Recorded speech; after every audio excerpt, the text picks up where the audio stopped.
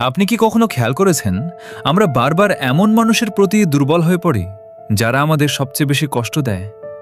এটা কি নিছকে কপাল, নাকি এর পেছনে লুকিয়ে আছে আমাদের ব্রেইনের এক অদ্ভুত ডার্ক সিক্রেট?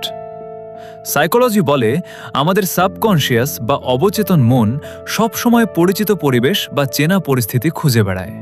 একে সাইকোলজির ভাষায় বলা হয় রেপিটিশন কম্পালশন বা পুনরাবৃত্তির তাড়না।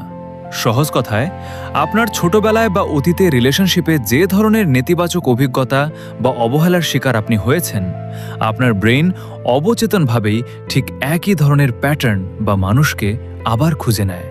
কারণ ব্রেইনের কাছে ওই পরিচিত কষ্টটা অজানা কোনো সুখের চেয়ে অনেক বেশি সেফ বা নিরাপদ বলে মনে হয়। আরেকটি কারণ হলো ইন্টারমিটেন্ট রিইনফোর্সমেন্ট।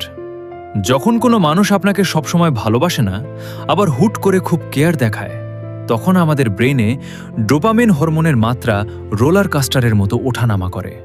আর এই অনিয়মিত প্রাপ্তির আশাই আপনাকে ওই মানুষটার প্রতি আসক্ত করে তোলে।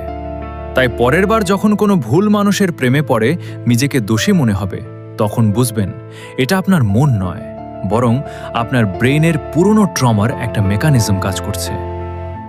এই সাইকোলজি ফ্যাক্টটি আপনার কোনো বন্ধুর জানা দরকার।